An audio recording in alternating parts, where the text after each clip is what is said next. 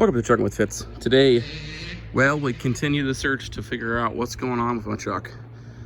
We get the injector cutout test done today, and we'll talk more about that later. We do get one load in today, but didn't want to run any more after that. Stay tuned for some trucking. Well, I feel like yesterday or the day before, but I don't know. I said, this is not where I wanted to be starting the video. Well, that's the way it is again. So, we did a load this morning. I didn't record it. We went and delivered down to Ottumwa. And on the way down, it was acting even worse than it's been. And same thing on the way back. It's not right. It's not right. So we are here at my local guy, and we're going to get an injector cutout test done and see if we got a bad injector. Everything changed when I changed that one injector, so it may be that the brand new injector's bad. That's actually what I think it is right now, to be completely honest.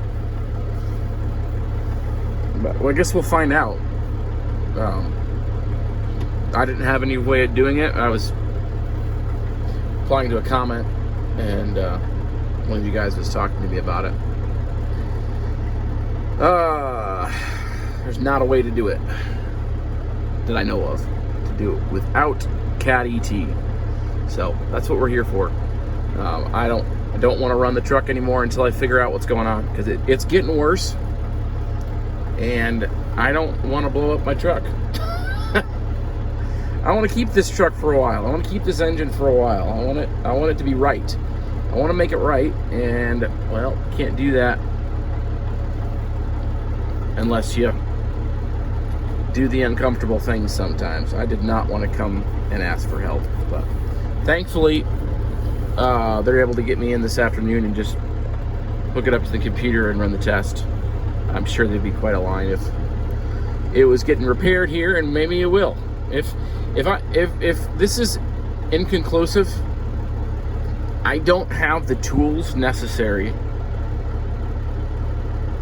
to run diagnostics correctly on the fuel system. Now, some of you guys were trying to give me suggestions as to how to do it.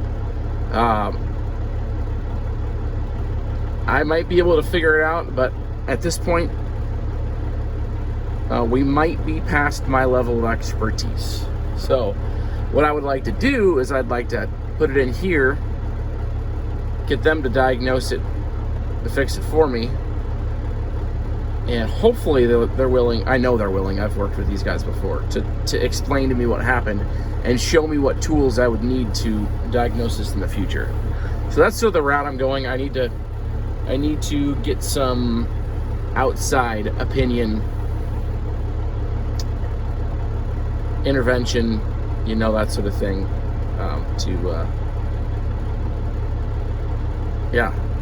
y'all understand.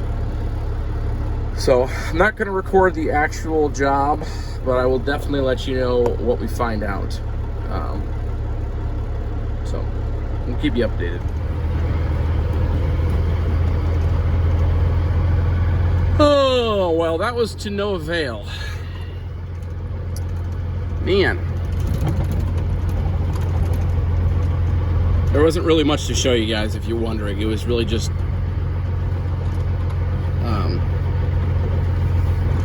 I don't know if you guys ever heard a cutoff test.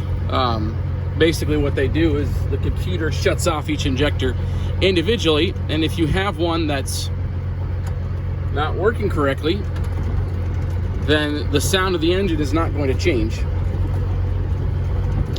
And he tried a number of different scenarios, and he couldn't get, and nothing failed. So we are I'm going to go home, and I'm going to tear it apart again, and I'm going to go figure out how to get trim coat off the injector. I really should have done that beforehand. I thought about it and then I didn't do it. You know, it's one of those things.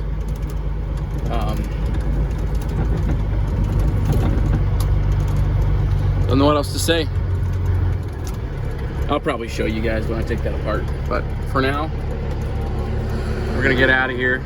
I don't like turning out of here because this is right at the intersection of 30 and 330, and it's a zoo. Probably could have gone right then, but I'm holding you, and I don't really want to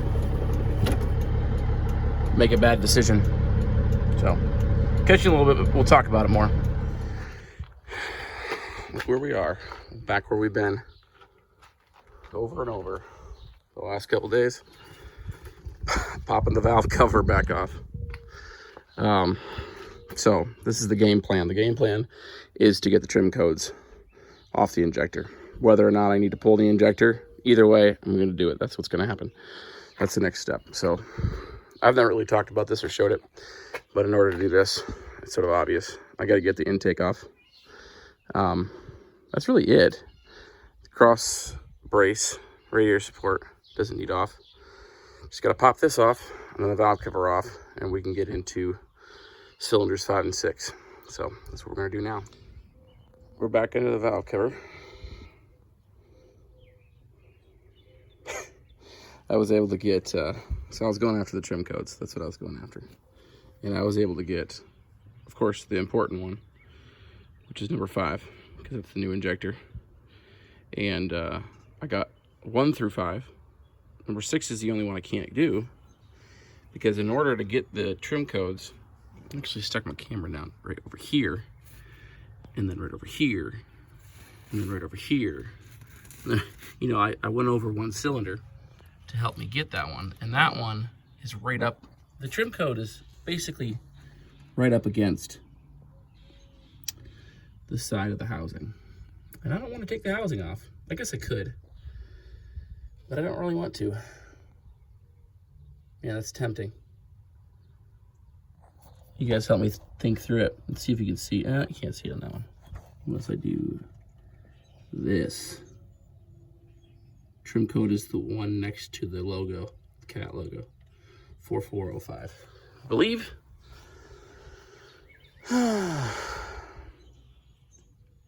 So, I have to decide if I want to do that or not. I don't really want to take that off. Although I have a new gasket on there, so it should go back on easy. And I didn't really need the trim codes off all of them, so I don't think I'm going to do it. I really just needed 5. So, my brain's wondering if that Pittsburgh power box, in correlation with this new injector, is a problem.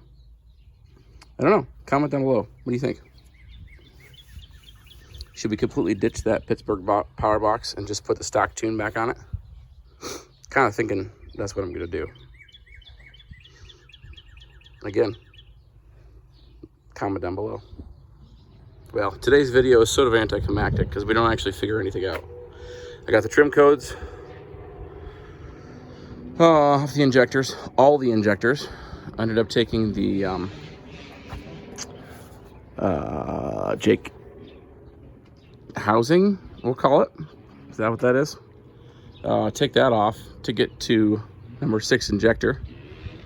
I did that not because I was going to do that for itself, but because when I went to put on valve cover number 3 there over 5 and 6, I dropped all the bolts out of it, and I was very paranoid. So I pulled the Jake housing cover so I could see better down into the valve, into the trough there, to see if I dropped the bolts in there. I found them on this side of the engine, the last 2 that I was looking for. But it made me very nervous for a second there. But yeah, a little bit anticlimactic here, but we're gonna see what we can figure out tomorrow. Tomorrow we're gonna take those trim codes in. They're gonna get those put in the computer. Well, specifically the one for 5, because that's a new injector. I'm gonna talk to him about that box there, and who knows, maybe we'll ditch that box. We will see. We will see. Like I said earlier, comment what you think about that box. A lot of guys have said get rid of it. And and have it custom tuned. So we'll see what we do. I don't care about the 10%. I would rather have a good running engine than 10% extra horsepower. So it's pretty simple. If I got to get rid of it, I'm going to get rid of it. It's not worth it. So that's all I got, guys. I'd appreciate it if you'd comment, liked, and subscribed. Yeah. Stay tuned for the next one. We'll see you next time.